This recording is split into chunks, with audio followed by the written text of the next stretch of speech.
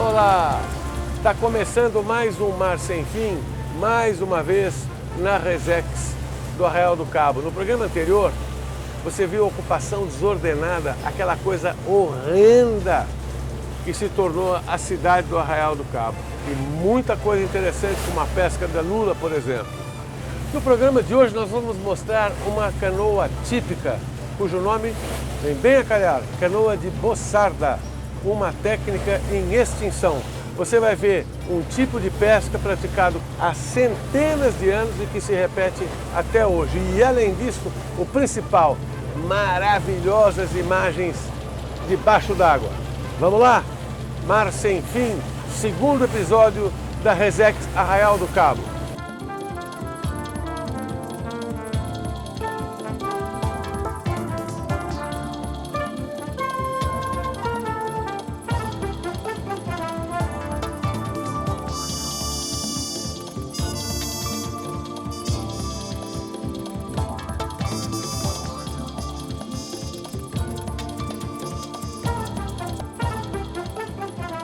Nós estamos na praia do Pontal, outro lugar paradisíaco aqui de Arraial do Cabo, um colorido de água fora de série. Mas eu quero saber se você está esperto.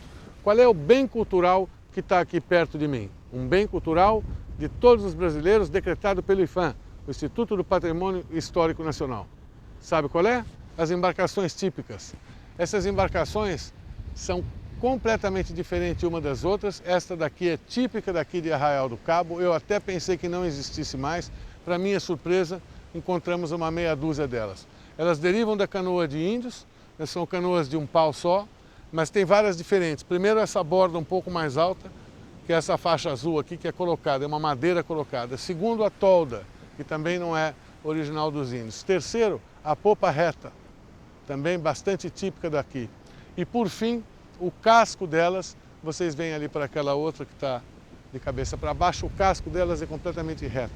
Mas desde já saiba que as embarcações típicas são um bem cultural decretado pelo IPHAN, porque elas não estão em nenhum papel, elas estão na cabeça dos mestres que receberam a informação dos pais deles, que receberam dos pais e assim sucessivamente as gerações.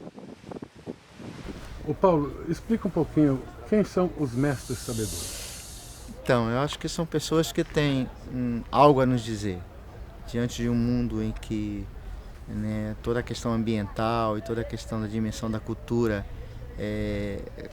vem se perdendo daquilo que é um saber tradicional, um conhecimento tradicional. Eu acho que os mestres sabedores têm algo a dizer para a gente sobre como viver e como estar no mundo, né? Você se envolveu com eles a partir do quê? Então, eu fiz uma escolha de vir para a região dos lagos nesses últimos 5 anos com uma perspectiva de trabalhar com vários grupos sociais, pescadores, maricultores, mestres sabedores, como forma de valorizar e dar visibilidade aos seus saberes e aos seus conhecimentos.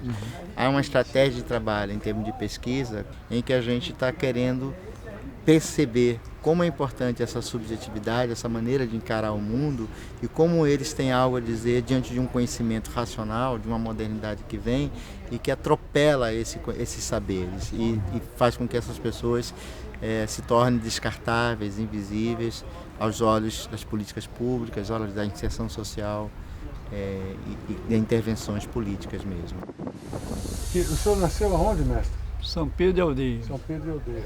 O senhor estava falando que o senhor não constrói a canoa em si, mas o senhor repara todo tipo de canoa. Qualquer tipo de canoa, qualquer circunstância. E por que não constrói mais? Porque aqui nós não temos tronco suficiente para isso. E para vir de longe é difícil. O IBAMA está inclusive tentando, mas não consegue o tronco na medida que nós precisamos. Certo. Qual é a madeira usada para construir, mestre? A canoa tem oiticica, jequitibá, pequi, cedro. Nós temos uma canoa de cedro que está na prainha, que já se calcula 150 anos. Ela ainda vai ao mar toda semana.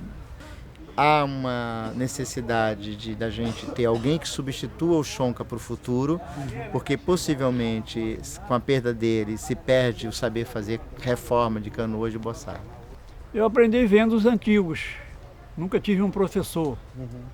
Passei a ser solicitado, os outros foram morrendo e eu fiquei, estou até hoje. E o senhor não passou a sua arte para ninguém? Até o momento não, ninguém quer aprender. Por quê?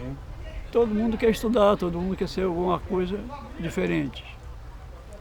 Agora, isso é muito triste, não? Porque é uma arte que está fadada a acabar, você não acha? Com certeza.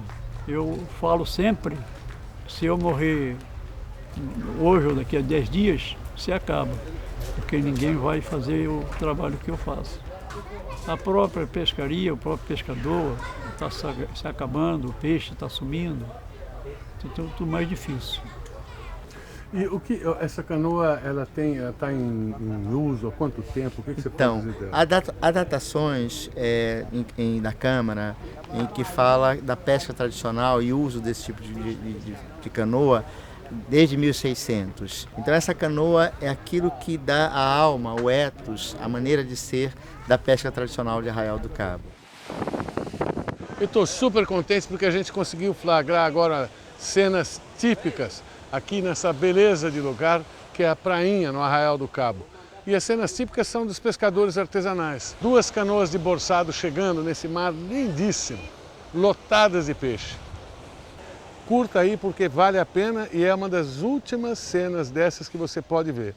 Os nativos da costa ou os caiçaras estão sendo cada vez mais expelidos pela especulação imobiliária, pelo crescimento desordenado das grandes cidades, pelo turismo de massa, enfim, é uma raça em extinção. Você vai poder ver uma cena que se repete há centenas de anos, só que ninguém sabe quanto tempo ela ainda pode durar.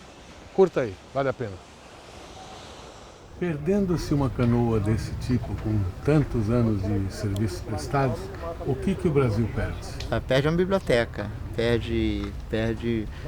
uma canoa dessa representa uma forma de organização do trabalho comunitária, coletiva, uma organização do trabalho que tem uma estrutura de como cada pescador na companhia realiza essa atividade e perde saberes que têm voltado à questão da natureza.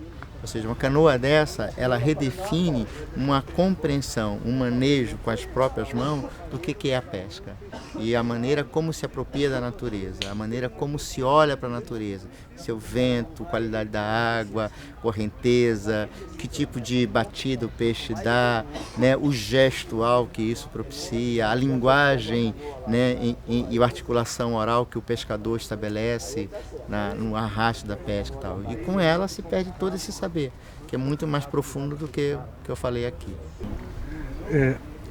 Por que você acha que as pessoas valorizam um pouco isso, hein, Paulo? Porque existe uma dimensão na região, de um lado, de valorizar um turismo de massa voltado à praia, voltado à questão da beleza cênica, do panorama, da vista, e por outro lado, nunca houve no projeto de desenvolvimento uma percepção de envolver essas comunidades e da participação delas a partir do seu patrimônio cultural.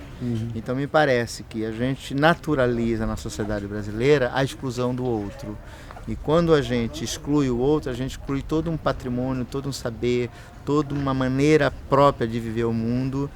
Eu acho que o grupo dirigente ou aqueles que detêm o poder, o tempo todo, de forma sistemática, de forma natural, dar uma ação diante do outro de invisibilidade, de exclusão e de negação desse patrimônio.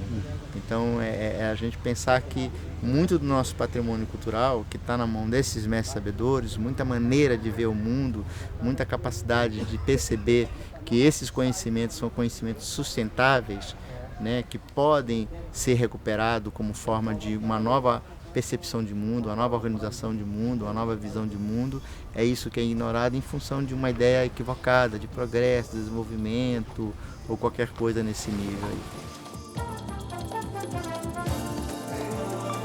O Mar Sem Fim volta já já.